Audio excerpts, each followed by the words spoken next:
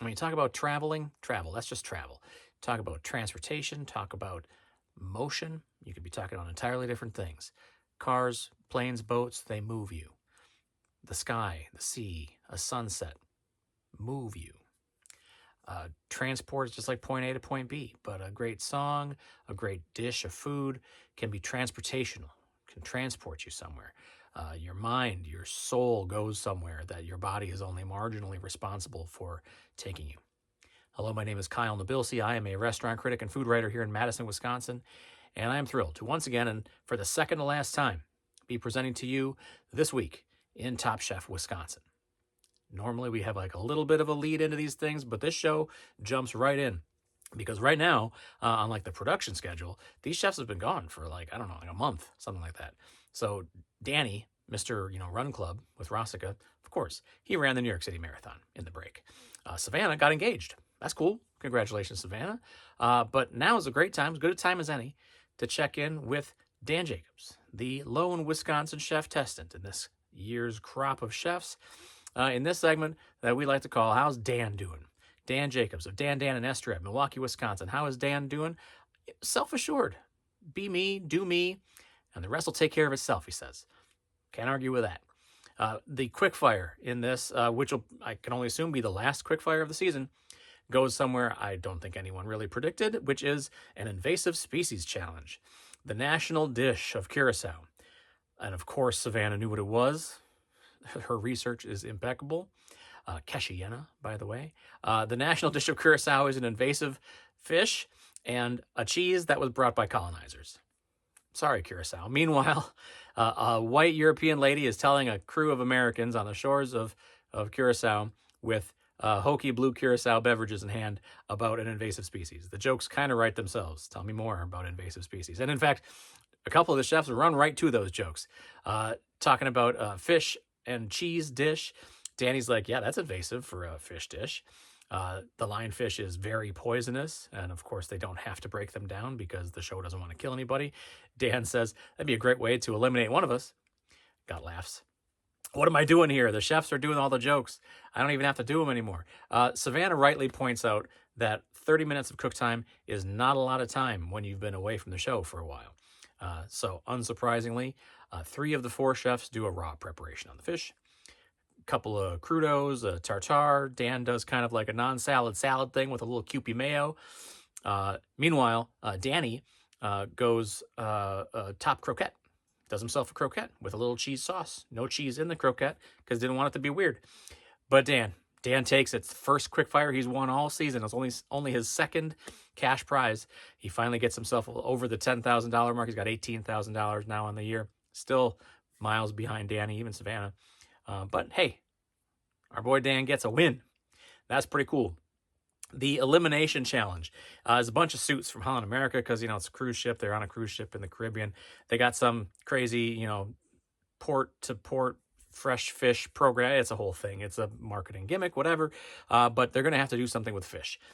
They do get to have a nice meal first, and they'll have a little shore excursion the morning after.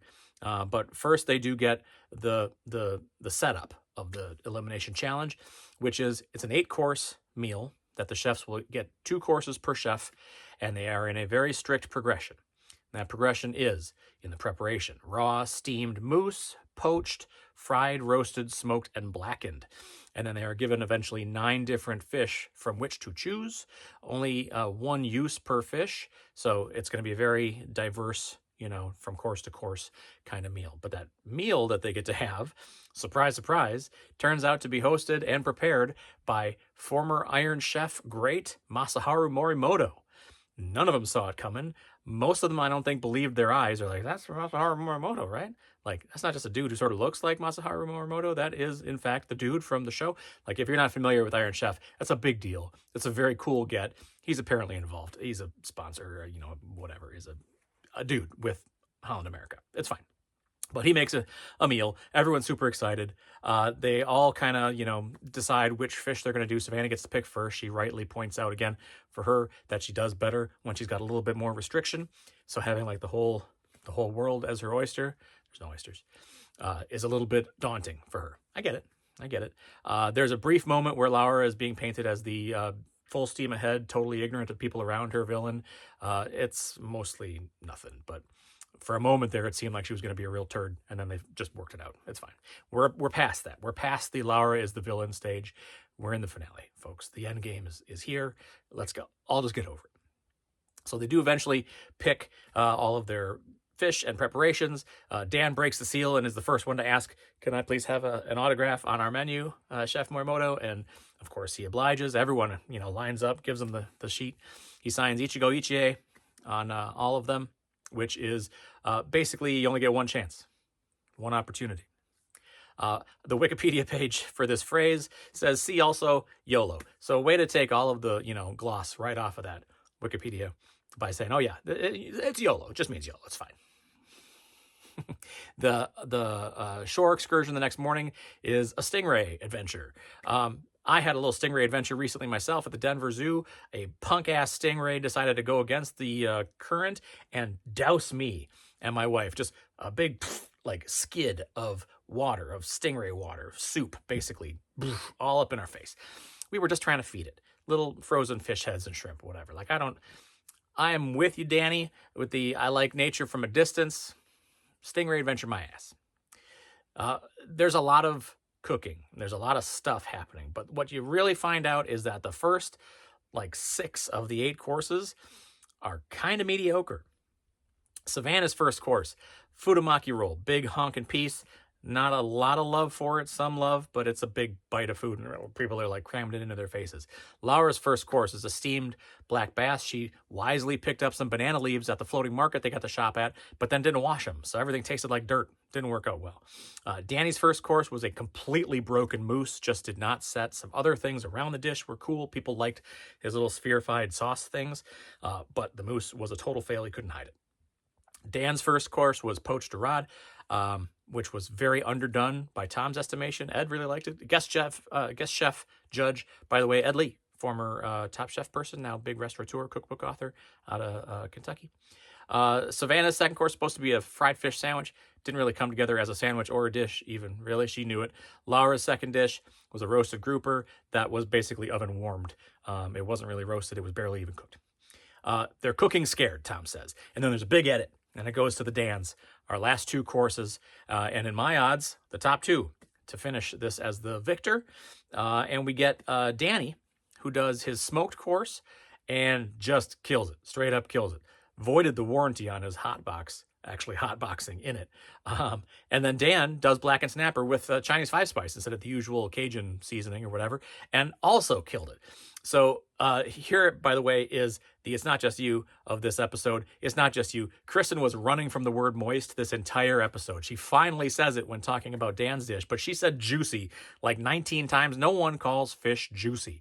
I don't know what she was doing other than running away from that word. Get over it, everybody. Moist is a word, and it's a use about fish. Just get over it.